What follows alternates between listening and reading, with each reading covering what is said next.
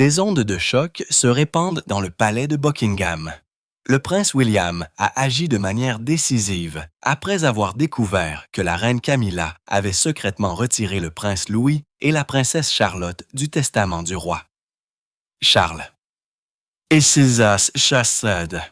Ce qui avait commencé comme un document scellé s'est transformé en une trahison familiale aux proportions historiques. La fureur de William a été rapide. Camilla a été chassée, son influence anéantie. Ce soir, la monarchie est divisée. La couronne tremble sous le poids du secret, de la trahison et d'une décision qui pourrait altérer l'histoire royale à jamais. La découverte choquante. C'était le matin du 29 septembre 2025, lorsque le roi Charles III est entré dans son bureau privé au palais de Buckingham. À 7h45, une enveloppe scellée de couleur crème l'attendait sur son bureau, marquée du sceau de cire officiel utilisé pour les actes juridiques. Charles avait reçu des dizaines de tels documents depuis son accession au trône en 2022. Mais il y avait quelque chose de plus lourd dans celui-ci. En brisant le sceau, ses yeux se sont posés sur l'entête. Amendement au testament de Sa Majesté. Au début, les mots se sont fondus en une formalité. Mais en moins de 2 minutes, Charles a remarqué quelque chose d'impensable. Les noms de ses petits-enfants bien-aimés, la princesse Charlotte et le prince Louis, étaient absents de la liste des héritiers. Leur absence n'était pas une erreur matérielle, elle était délibérée. L'espace où leurs noms figuraient autrefois avait été effacé, remplacé par le silence. Charles relut les lignes 3 fois, son rythme cardiaque s'accélérant. Pour un homme qui avait enduré des crises depuis les années 1990, rien n'était comparable à ce coup personnel. La trahison s'est accentuée lorsque ses yeux ont dérivé plus bas vers l'approbation manuscrite griffonnée dans la marge. Elle était indubitable, les boucles et les traits familiers de l'écriture de la reine Camilla. La note datée du 27 septembre à 15h15 demandait au bureau juridique royal de procéder aux ajustements comme convenu. Les mains de Charles tremblaient alors qu'il la comparait aux lettres qu'il avait reçues d'elle pendant plus de 30 ans. On ne pouvait le nier. Camilla elle-même avait retiré Charlotte et Louis de son héritage. Inondé de souvenirs, Charles pensa à Charlotte, assise sur ses genoux, lui posant des questions sur les joyaux de la couronne en 2021, et à Louise se précipitant dans ses bras à Sandringham pendant Noël 2022. Voir leur nom effacé du testament lui transperça le cœur plus profondément que la politique ou le droit. Il ne s'agissait pas de titre, il s'agissait d'amour. Pour Charles, le document juridique n'était plus une question de planification successorale. C'était une trahison écrite à l'encre. C'était une blessure infligée par sa femme. Transition d'environ 80 mots. Alors que Charles s'était assis en silence, le papier tremblant dans ses mains, les portraits des monarques passés le fixaient du haut des murs. La reine Mary, la reine Victoria, elles avaient enduré leur propre tempête, mais aucune n'avait été confrontée à la trahison de l'intérieur de sa propre maison. Ce qui avait été découvert ce matin-là était plus qu'un amendement juridique. C'était une fracture de la confiance. Et au fil des heures, Charles sut qu'il ne pouvait pas l'ignorer. Ce qui avait commencé sur papier allait bientôt exploser en confrontation. La manœuvre secrète de Camilla. Derrière des portes closes, la reine Camilla avait déjà agi.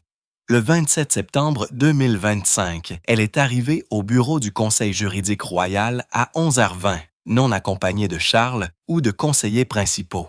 Des témoins ont confirmé plus tard qu'elle avait passé près de 2 heures à examiner des documents. Pour une reine consort, c'était très inhabituel. Normalement, les affaires juridiques nécessitaient la présence du roi, mais Camilla a insisté sur le fait que sa demande était urgente, citant des précédents historiques de reines qui avaient pris des décisions difficiles pour assurer la stabilité dynastique. Des sources ont révélé que Camilla avait fait référence au règne de la reine Mary Previous dans les années plein 150, qui avait remanié les listes de succession en temps de crise. Elle a également invoqué la reine Victoria, qui, entre 1861 a apporté des modifications importantes à son patrimoine pour consolider le pouvoir de ses héritiers. Camilla a fait valoir qu'un trop grand nombre de bénéficiaires affaiblissait la force de la monarchie. Sa défense était ancrée dans l'histoire, mais ses actions ignoraient. Le contexte de la monarchie moderne. En 2025, le secret n'était pas synonyme de pouvoir, c'était une étincelle de scandale. Des chuchotements au sein du palais ont confirmé qu'il ne s'agissait pas d'une décision spontanée. Dès mars 2025, on avait entendu Camilla à Clarence House suggérer que les enfants de William seraient toujours pris en charge, avec ou sans le testament. Lors d'un dîner privé en juillet, elle a de nouveau laissé entendre qu'un trop grand nombre de mains sur la couronne en dilue la stabilité. Ces commentaires, considérés à l'époque comme anodins, ont maintenant révélé un plan prémédité. Sa manœuvre se préparait depuis des mois. Pour Camilla, la logique était simple. Elle pensait que la centralisation de l'héritage protégerait la monarchie en période de turbulence. Pour elle, retirer Louisie et Charlotte n'était pas de la cruauté, c'était du pragmatisme. Pourtant, cette conviction ignorait le poids émotionnel des liens familiaux. En contournant complètement Charles, elle a transformé ce qui aurait pu être un débat en une trahison. Elle imaginait qu'elle protégeait la couronne, mais en réalité, elle démantelait la confiance au cœur même de la monarchie. Camilla pensait que l'histoire la justifierait, que sa décision serait considérée comme audacieuse plutôt que cruelle. Mais en choisissant le secret, elle a sous-estimé le coût personnel. Ce qu'elle considérait comme un devoir, Charles le considérerait comme une trahison, et une fois la vérité révélée, elle ne pourrait plus être cachée. L'enveloppe scellée avait déjà fait des dégâts. Le temps de la stratégie chuchotée était révolu. Les murs du palais allaient être témoins d'une confrontation que personne ne pouvait arrêter entre le roi et la reine. La confrontation. À 17h15, le 29 septembre 2025, Charles convoqua Camilla dans son bureau privé au palais de Buckingham. La lumière dorée de l'après-midi traversait de hautes fenêtres alors qu'il attendait près du bureau. Le document accablant était étalé sur sa surface polie. Lorsque Camilla entra, vêtue de soie noire, elle afficha une confiance tranquille. Elle s'attendait à une résistance, peut-être même à de la colère, mais elle ne s'attendait pas à un aux mots qui allaient sortir de la bouche de Charles dans les 30 premières secondes. « Les as-tu retirés ?» demanda Charles, sa voix basse mais inflexible. Pendant une brève pause, Camilla ne dit rien. Puis, avec un calme surprenant, elle confirma. Oui. Elle n'offrit aucune excuse, aucune hésitation. Au lieu de cela, elle parla de monarchie, de devoir, des choix difficiles nécessaires à la survie. Elle invoqua à nouveau des reines historiques, de Mary Plymouth à Catherine de Médicis, se peignant comme faisant partie de leur tradition. Pour elle, ce n'était pas une trahison, c'était du leadership sous pression. Mais Charles n'était pas convaincu. Pendant qu'elle parlait, il sentit l'histoire être maniée comme une arme contre lui. Effacer Charlotte et Louis au nom du précédent lui donna l'impression de tordre le passé en un outil de justification. Ses souvenirs des dîners de famille en 2023, de la curiosité de Charlotte au château de Windsor, du rire de Louis pendant le Trooping the Colour en 2024 inondèrent son esprit. Il n'entendit pas le devoir dans le ton de Camilla. Il entendit de la froideur. Il entendit de l'ambition. Le silence qui suivit fut lourd. Les mains de Charles se crispèrent contre le bureau, son visage pâle de colère. Pendant 50 ans, il avait enduré les critiques, les scandales et l'ombre de Diana.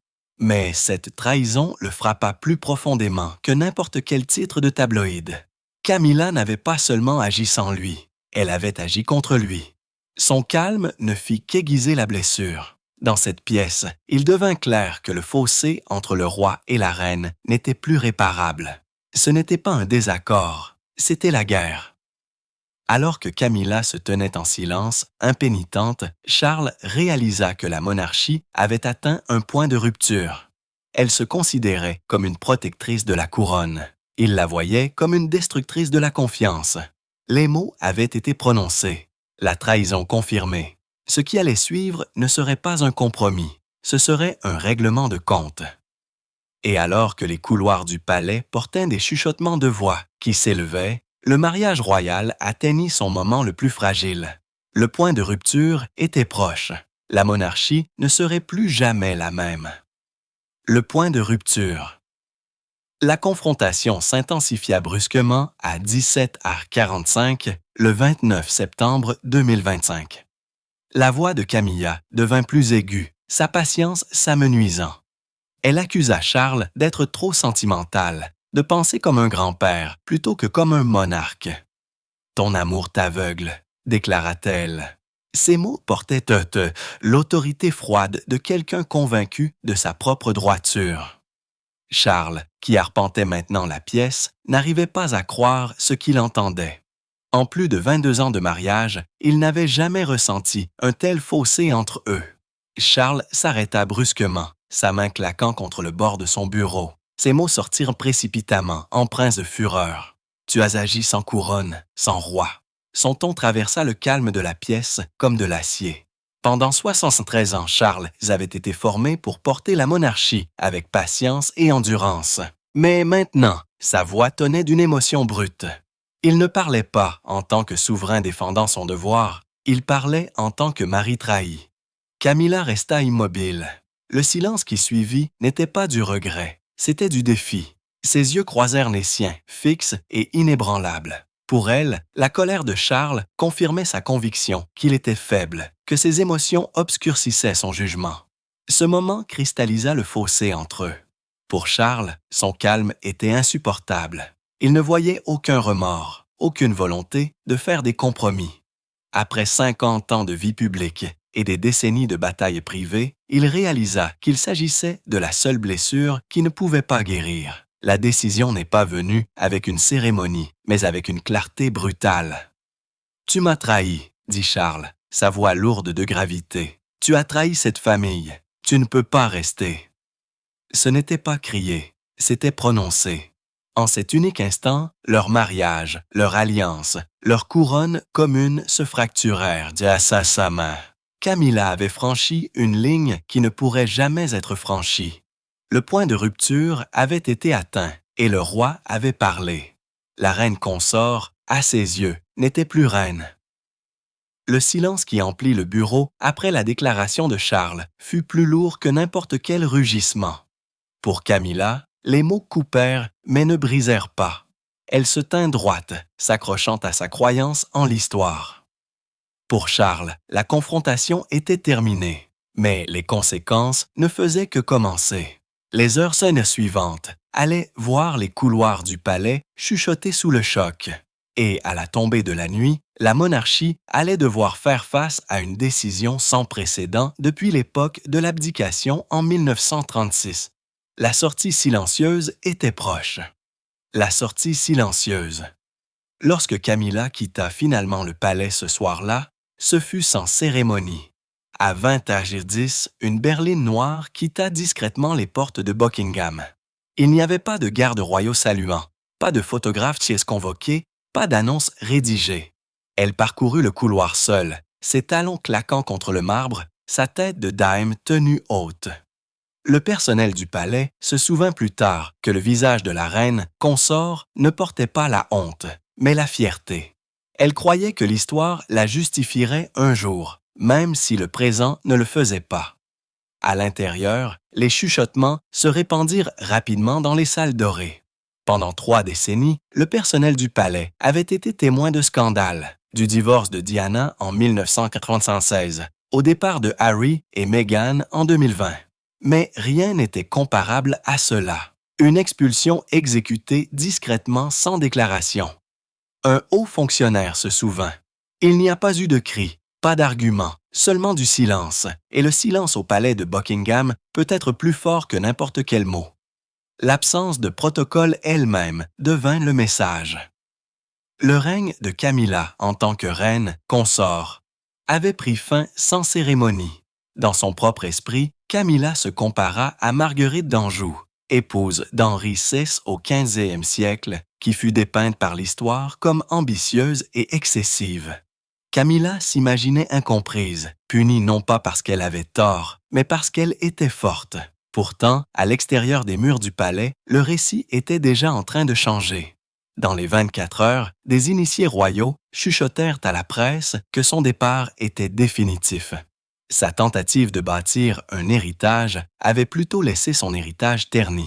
Le lendemain matin, le 30 septembre 2025, Camilla n'apparaissait nulle part dans le bulletin de la cour, le compte rendu quotidien des fonctions royales. Son nom avait disparu, remplacé par les apparitions de Charles, William et Catherine. Le message était indubitable. La monarchie était passée à autre chose. Pour une femme qui s'était battue pendant 50 ans pour être l'acceptée, cela s'était terminé non pas par un triomphe au couronnement, mais par une sortie silencieuse. La reine, qui se tenait autrefois aux côtés d'un roi, se tenait maintenant à l'extérieur des portes du palais. Le silence du départ de Camilla se répercuta à travers la Grande-Bretagne. Mais à l'intérieur du palais, une autre tempête se préparait. Le document qui avait déclenché la colère de Charles atterrit maintenant entre les mains de son fils aîné. Pour le prince William, la trahison n'était pas seulement contre son père, elle était contre ses enfants. Au moment où il lut les noms effacés de Charlotte et Louis, la fureur remplaça le choc. Et lorsque le père et le fils se tinrent face à face avec la vérité, l'avenir de la monarchie prit une nouvelle forme. William entre en scène. Dans la soirée du 30 septembre 2025, le roi Charles remit le testament modifié à son fils. William était assis dans le salon vert de Clarence House. Le document était étalé devant lui, ses yeux rivés instantanément sur les noms manquants, Charlotte et Louis. Pendant 10 minutes, il lut en silence, sa mâchoire se crispant.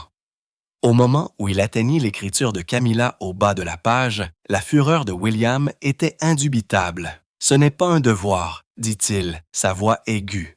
C'est de l'ambition déguisée en amour. » William se souvint de la dernière fois que ses enfants s'étaient tenus avec Camilla en public au Trooping de Colour, en juin 2024.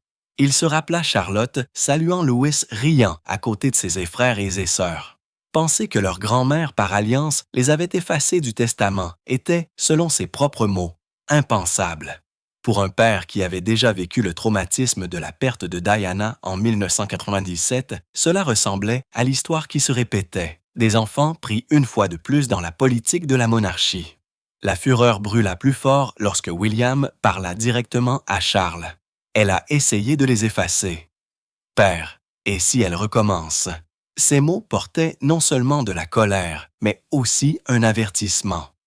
À 43 ans, William avait vu la monarchie affronter les tempêtes, mais celle-ci touchait le cœur même de sa famille. Il dit à son père que les actions de Camilla ne pouvaient pas être tolérées, car si elles n'étaient pas contrôlées, elles créeraient un précédent qui mettrait en danger non seulement ses enfants, mais aussi la stabilité de l'ensemble de la couronne. Charles écouta, son visage ridé de fatigue, mais aussi de soulagement. Pour la première fois depuis des jours, il ne se sentit pas seul. Le père et le fils étaient unis, non seulement dans le deuil, mais aussi dans le but.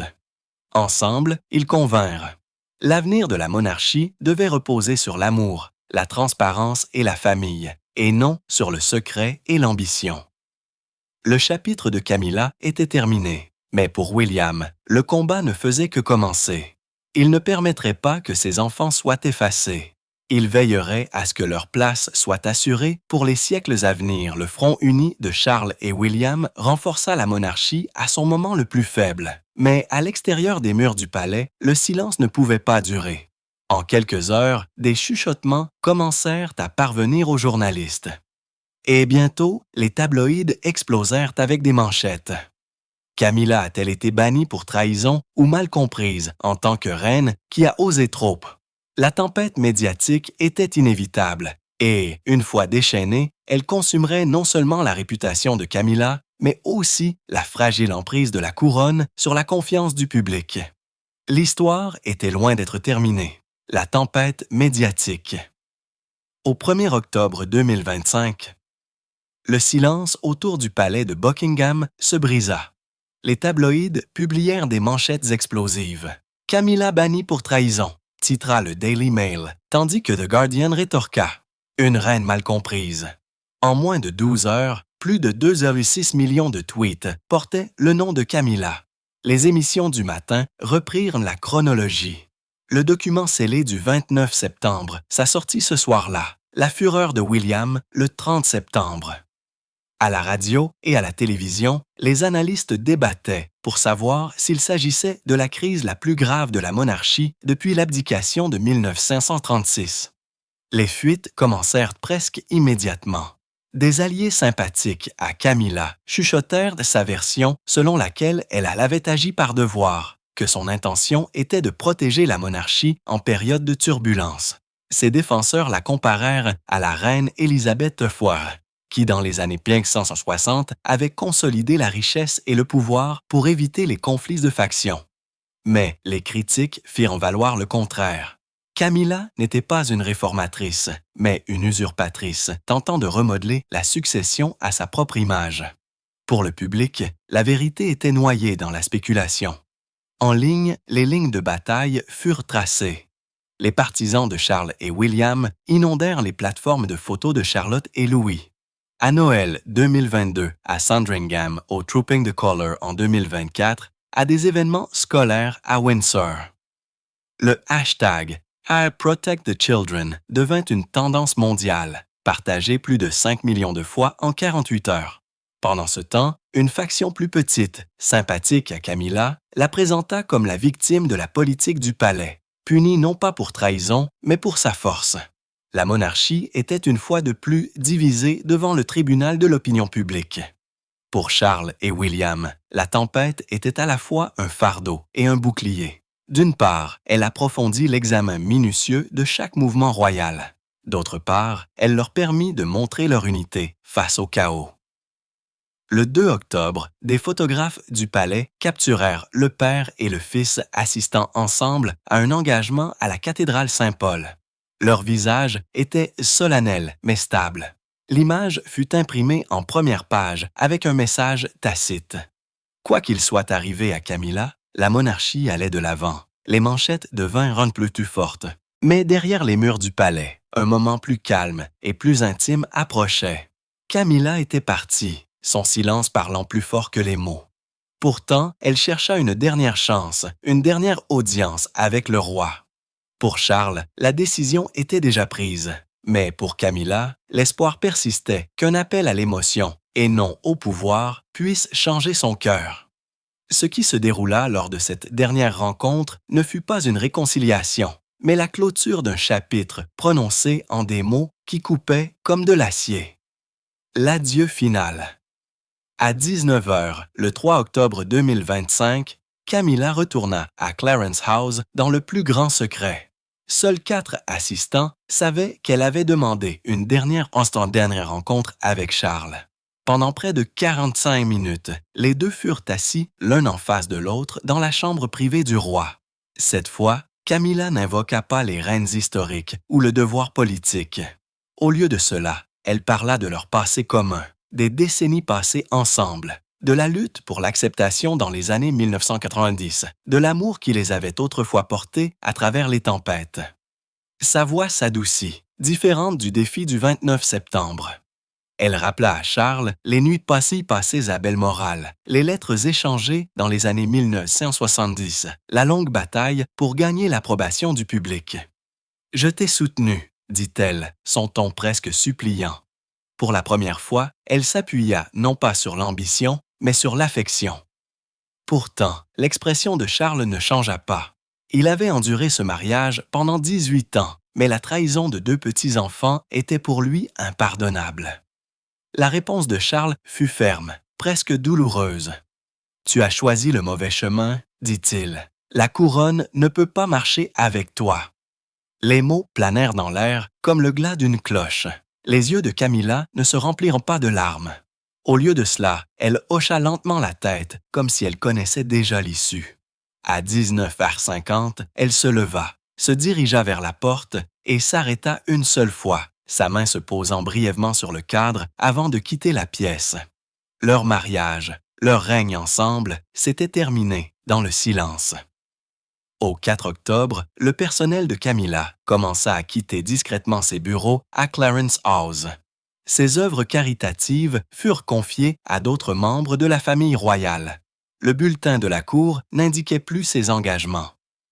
La reine, consort de septembre 2023, avait disparu. son nom effacé presque aussi rapidement qu'elle avait effacé ceux des autres. Pour l'histoire, elle pourrait rester une énigme, ambitieuse, rebelle, incomprise. Mais pour Charles, William et le public qui regardait, la vérité était claire. L'adieu final de Camilla était permanent. Camilla étant partie, la monarchie avait besoin de guérison. Le scandale avait rouvert d'anciennes blessures, mais maintenant, le père et le fils cherchaient à les guérir par l'unité. Le moment vint où Charles et William se tinrent devant le public, non pas en tant que membres de la famille royale assiégée, mais en tant que famille. Et en mettant Charlotte et Louis sous les projecteurs, ils envoyèrent un message plus puissant que n'importe quelle déclaration. Que l'avenir de la monarchie était assuré et que l'amour pour la prochaine génération guiderait la couronne vers l'avant. Un front uni. Le 6 octobre 2025, Charles et William apparurent publiquement avec la princesse Charlotte et le prince Louis à Windsor.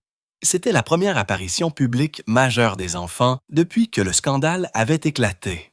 Les caméras capturèrent Charlotte tenant la main de son grand-père, tandis que Louis sautait à côté de William. Les photographies furent partout le lendemain matin. Pour une monarchie souvent critiquée pour sa distance, les images envoyèrent un message clair. Les enfants qui avaient été effacés d'un testament étaient en fait au centre de l'avenir de la couronne. Le symbolisme était délibéré. En choisissant Windsor, un site profondément lié à l'héritage royal, Charles rappela à la nation la continuité.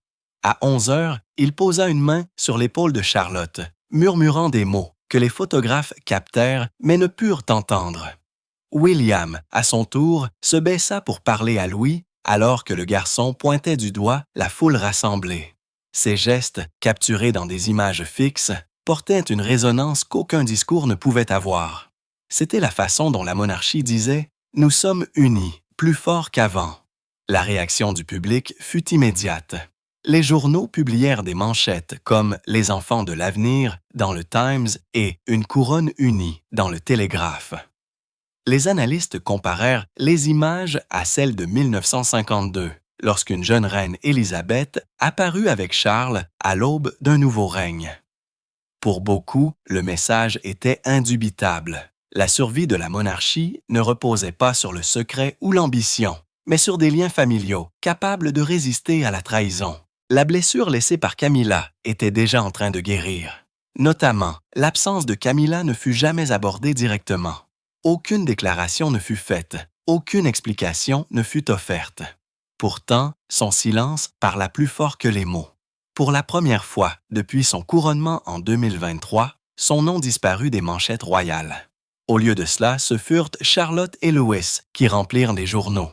La monarchie avait choisi son récit. Non pas le scandale, mais la continuité. Non pas la trahison, mais la famille. Le front uni de Charles, William et les enfants devint l'image emblématique de l'histoire royale britannique à la fin de 2025. La crise qui commença avec une enveloppe se termina avec des photographies d'une famille souriante. Mais l'histoire se termine rarement de manière aussi nette. Dans le calme qui suivit, Charles réfléchit au portrait de la reine Victoria et de la reine Mary, des femmes qui avaient façonné la monarchie à travers différentes époques. Il réalisa que son héritage ne serait pas celui d'une survie impitoyable, mais celui de la compassion. La chute de Camilla avait souligné une leçon. À l'ère moderne, l'ambition sans amour s'effondre. Le prochain chapitre de la monarchie porterait cette vérité. Héritage et leçon. Dans son bureau, au palais de Buckingham le 10 octobre 2025, Charles se tenait devant les portraits de la reine Mary et de la reine Victoria. Pendant 73 ans, il avait vécu sous leur regard, tirant des leçons de leur résilience. Mais maintenant, il comprenait quelque chose de nouveau. Contrairement aux reines qui régnaient avec le fer, sa monarchie ne pouvait plus survivre grâce à des décisions impitoyables. Elle devait endurer grâce à la compassion, à la transparence et à l'unité. La trahison de Camilla était devenue paradoxalement un moment de clarté. La réflexion de Charles s'étendit à son fils. William, à 43 ans, s'était avancé avec force et non avec ambition. Il portait le souvenir de Diana, décédée en 1997 dans chacune de ses décisions. Catherine aussi se tenait à ses côtés, incarnant une chaleur qui complétait sa stabilité. Ensemble, ils modélisèrent une monarchie construite non pas sur la hiérarchie, mais sur l'humanité. Charles savait que son règne, aussi court soit-il, serait retenu pour avoir transmis le flambeau vers cette nouvelle vision de la royauté. L'héritage de Camilla, quant à lui, restait embrouillé. Certains historiens la défendraient peut-être, établissant des comparaisons avec des reines comme Catherine de Médicis dans les années 1500, qui agirent avec audace en temps de crise. Mais d'autres la verraient comme un autre rappel de l'ambition débridée. Le testament qu'elle essaya de modifier devint une métaphore, une tentative d'effacer l'innocence au nom du pouvoir. Et une fois effacée, elle-même avait été effacée en retour, non seulement d'un document, mais aussi du cœur du palais. La monarchie avança, ancrée dans la famille, renforcée par les cicatrices. Charles, regardant les portraits des monarques du passé, murmura doucement « Nous endurons grâce à l'amour ». Pour William et Catherine, le message était clair. Leurs enfants, George, Charlotte et Louis, n'étaient pas seulement des héritiers, mais aussi des symboles de continuité. La leçon de 2025 fut gravée dans l'histoire royale. Le secret divise, mais la compassion unit. L'ambition de Camilla avait échoué, mais dans son échec, elle assura le chemin de la couronne, un chemin construit sur l'amour et non sur la peur. Le départ de Camilla laisse des questions auxquelles l'histoire ne pourra peut-être jamais répondre pleinement. Était-elle, sait-elle, une reine mal comprise, faisant des choix impitoyables pour la couronne? Ou une consort ambitieuse dont le secret détruisit la confiance? Ce qui est clair, c'est que la position de William assura la place de ses enfants au cœur de la monarchie. Alors que le palais projette l'unité avec Charlotte et Louis, une vérité émerge. En 2025, l'amour, la loyauté et la transparence façonnent désormais l'héritage royal, plus que l'ambition ne le fera jamais.